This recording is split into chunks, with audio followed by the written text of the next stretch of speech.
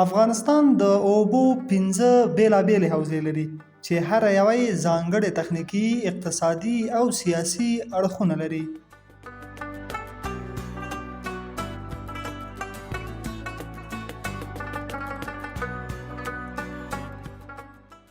د آمو حوزه د آمو د اوبو حوزه په افغانستان او ګاونډ کې پر 2,28,800 مربع کیلومتره ساحه کې غوړېدلې چې 9.9 یې په افغانستان کې ده. د آمو سیند 2540 کیلومتره اوږد دی چې 1200 کیلومتره یې له تاجکستان، ازبکستان او ترکمنستان سره افغانستان ګډه پوله جوړوي.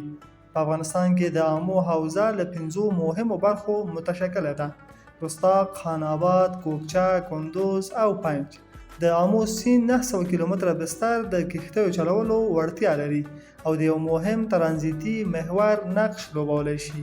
د آمو څنډو ته پرتې ځمکې په دوامداره ډول د توږلېدو په حال کې دي، نو د آمو د څنډو د استحکام موضوع د هېواد د سترو حیاتي پروژو یوه برخه بلل کېږي. د کوکچې پر سیند 450 میګاواټو شاوخوا برېښنا په ظرفیت د بند پروژه هم ډیزاین شوې ده.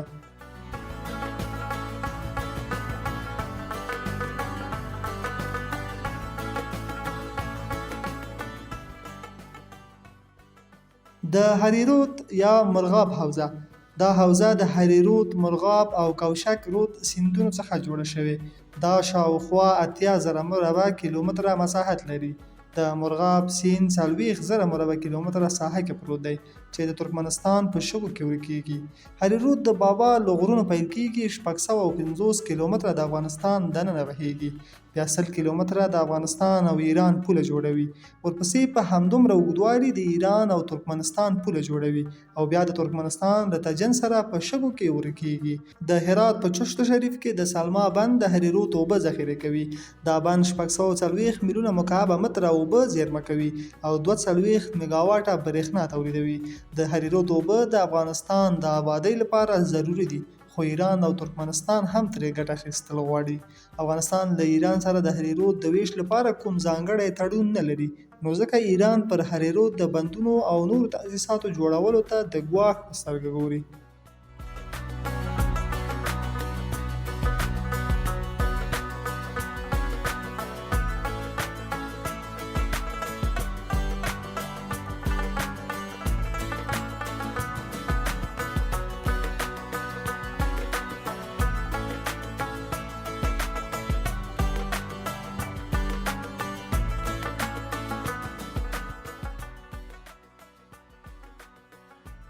د شمال حوزه د شمال د اوبو حوزه پر 21,000 مربع کیلومتره پرته ده.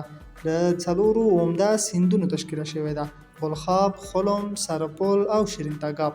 د دې حوزې اهمیت له دې ټکي ښه څرګندېږي چې د بلخ تاریخي اهمیت د بلخاب له سیند سره تړلی دی.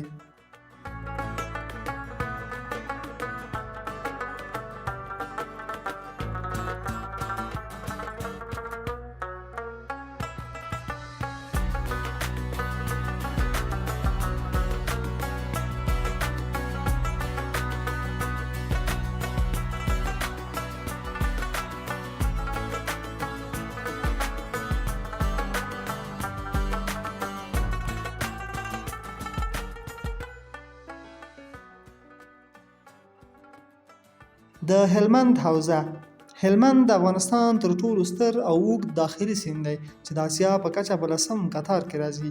هلمند 1400 کیلومتره اوږدوالی لري. د اصلي رود هلمند ترڅنګ د دې حوزې مهم سیندونه او رودونه دا دي: ادرسکن، ارغستان، چګای، ناور دښته، فرا رود، خاشرو، خوسپرود، ارغنداب، موسی کلا، سردار او غزني. ترنګ او ارغنداب د هلمند د اوبو شبکې 2,62,000 مربع کیلومتره ساحه پوښلې ده او د افغانستان په سلو کې 40 کرنیزې ځمکې خړوبوي. د هلمند د سیند په برنۍ برخه کې د اوبو جریان چټک دی. د ځمکو د توغل کېدو له امله په برنۍ سیمه کې ځمکې تخریبېږي او ښکته د کجکي بند کاسه د خړې د کېناستو له امله ډکېږي. تر اوسه د هلمند د حوزې د بېلابېلو رودونو برنیو برخو هزارهجات، روزګان، سیاکو د ځمکو د تخریب د مخنیوي او د اوبو د انرژۍ څخه د استفادې لپاره د اوبو مدیریت په برخه کې لازم اقدامات نه دي شوي. د سرده بند، د دهلي بند، د کجکي بند او د کمال خان بند په دې حوزه کې د اوبو د تنظیم مهم تاسیسات دي. د هلمند سیند د تاریخ په اوږدو کې څو واره خپل مسیر بدل کړی دی چې له ایران سره د پولو په تثبیت کې هم کله ناکله سترې ستونزې پیدا کړې دي. د هلمند د اوبو په اړه د افغانستان او ایران ترمنځ په 1952 کال کې یو تړون وشو چې له ګاونډیو هیوادونو سره د اوبو ویش یوازینی حقوقي سند دی.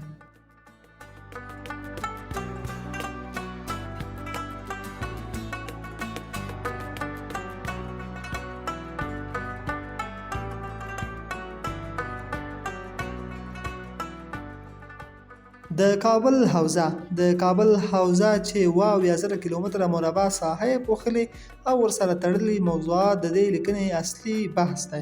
د کابل حوزه چې 7000 کیلومتره مربع ساحه یې پوښلې د افغانستان د غرنۍ جغرافي او په هیواد کې د اورښت د ټیټې کچه له امله د افغانستان د اوبو یوه د پام وړ برخه کوچنیو محلي خوړونو ته ورځي.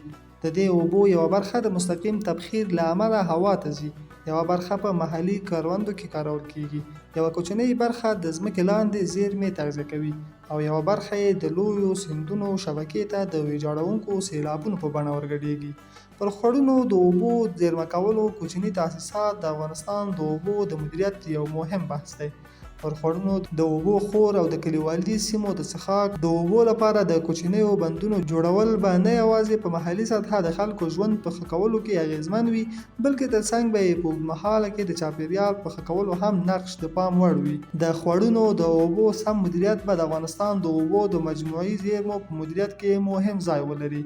د کابل د اوبو حوزه د افغانستان د اوبو یوازینی سیستم دی چې له اباسین سره تر یوځای کېدو وروسته سمندر ته رسیږي.